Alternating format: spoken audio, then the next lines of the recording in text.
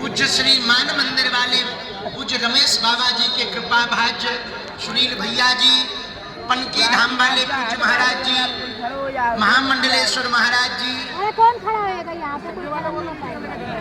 पूज्य श्री अरुणपुरी महाराज जी, शनि धाम वाले पूज्य महाराज जी, हमारे बड़े ही आत्मीय पूज्य श्री लोकेश मुनि जी महाराज जी, पूरा संत समाज सिख परंपरा का प्रतिनिधित्व करने वाले आप एवं सुंदर की परंपरा के रूप में प्रस्तुत करने वाले राग और अनुराग के साथ गाने वाले श्री रसराज जी, पूज्य भैया जी महाराज जी, ग्वालियर वाले पूज्य महाराज जी, परम पूज्य श्री गीता मनीषी जी महाराज जी और पूज्या दीदी माँ हमारी बुआ जी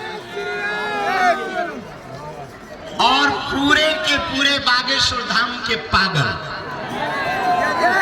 आज 7 तारीख है, 7 नवंबर वो तारीख है 1966 में।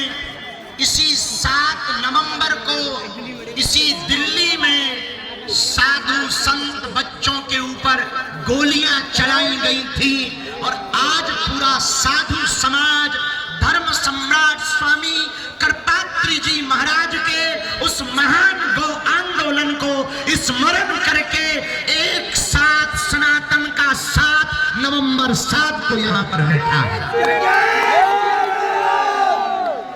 आज का ही वो दिन था जब धर्म विरोधी ताकतों ने सत्ता पर बैठे हुए सत्ताधीशों ने निहत्थे संतों पर और हमारी सबकी प्राण, हम सबके प्राण गौ माता के ऊपर गोलियां चलाई थी।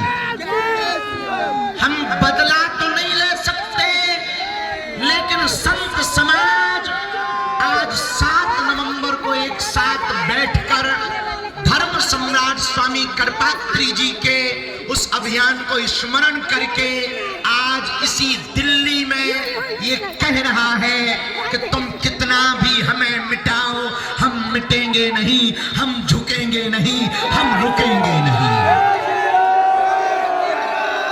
इसीलिए 7 नवंबर से ही सनातन हिंदू एकता पदयात्रा का दृढ़ संकल्प लिया। अरे बैठ जाओ। जितने भी बागेश्वर धाम के पागल पूरे मैदान में खड़े हैं, एक बात गांठ बांध लें, अपनी ये पदयात्रा राजनीतिक पदयात्रा नहीं, आध्यात्मिक पदयात्रा है। राजनीतिक होती तो हम वृंदावन से दिल्ली तक आते, आध्यात्मिक है इसलिए दिल्ली से वृंदावन जा रहे हैं। ये पूरी पदयात्रा कास्टवाद जो भारत में है, हम चाहते हैं जातियां तो रहे पर जातियों का अहंकार न रहे। और अब प्रण ठान लिया, सबने मन में मान लिया, साधु संतों का कमंडल और बागेश्वर धाम का मंडल 16 तारीख तक चलेगा। गांव गांव गली गली में शोर होगा, सनातन का जोर होगा, हिंदुओं की एकता होगी, धर्म विरोधी और देश को बिगाड़ने वालों की ठटरी बनेगी। 2-3 बातें हम बहुत विनम्रता पूर्वक आज कहना चाह रहे। ये पदयात्रा 80 करोड़ हिंदुओं की है। भारत में रहने वाले 150 करोड़ भारतीयों के हित के लिए 150 किलोमीटर की पदयात्रा है। इस देश में रहने वाला प्रत्येक व्यक्ति सनातनी है, जो सनातनी नहीं है वो तनातनी है। इस भारत में जन्म लेने वाला व्यक्ति सनातनी है। और पूरे बागेश्वर धाम के पागलों से प्रार्थना है, तुम पूरे 10 दिन की पदयात्रा में हमने कोशिश पूरी की। पूज्य बद्रीनाथ वाले महाराज जी रात भर जागे, पूरा बागेश्वर मंडल रात भर जागा, पूरा सुंदरकांड मंडल रात भर जागा, पूरे संत समाज रात भर जागे। हम सबने हमने कोशिश की कि तुम्हें व्यवस्था में कोई कमी ना हो, पर इन 10 दिनों में व्यवस्था नहीं, आस्था देखना। इन 10 दिनों में तुम व्यवस्था देखने मत चलना, सनातन का धर्म जो ध्वज देख करके चलना। धक्का लगेगा, थोड़ी दिक्कतें आएंगी, कई बार तुम्हें कंबल ना मिलेंगे, पर तुम डटना नहीं, तुम हटना नहीं, डटना, तुम उलझना नहीं, सुलझना, तुम चलते रहना, क्योंकि चलोगे नहीं तो हिंदू एक नहीं होगा, और हिंदू एक नहीं होगा तो भारत हिंदू राष्ट्र नहीं होगा। भारत को हिंदू राष्ट्र होते देखना चाहते हैं। कौन कौन हिंदू एकता चाहते हैं?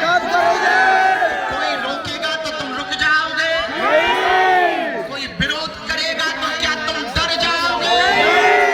व्यवस्था नहीं मिलेगी तो क्या तुम भग जाओगे? कौन कौन वृंदावन तक, बांके बिहारी तक चलना चाहता है?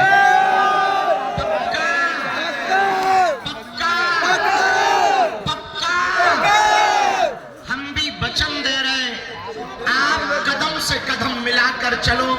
हमारी तो बहुत छोटी सामर्थ्यता है, इन संतों की कृपा है, इन संतों का साथ और सनातनियों का हाथ। और नवंबर 7 एक ऐसा दिन आज का होगा जब भारत में एक विचारक क्रांति की यात्रा प्रारंभ हो रही है। यह यात्रा विचारक क्रांति की यात्रा है। ये यात्रा कास्टवाद को शून्य करके राष्ट्रवाद को बढ़ावा देने की है।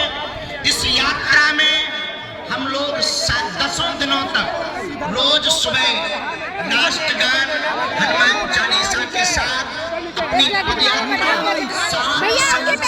संकल्प लेकर प्रारंभ करेंगे, और नाम जप करते हुए धर्म ध्वज आगे चलेगा, उसके पीछे हम सब चलेंगे। धर्म ध्वज के साथ साथ चलेंगे, धर्म ध्वज से आगे नहीं चलेंगे। रोज जहाँ जहाँ विश्राम होगा वहाँ अखंड कीर्तन होगी, जहाँ जहाँ विश्राम होगा वहाँ पर गौ माता का पूजन होगा, जहाँ जहाँ विश्राम होगा भोजन और भजन दोनों की व्यवस्था होगी। इन 10 दिनों में हमको एक बात याद रखना है, बालाजी का मिलन बांके बिहारी से हो रहा है।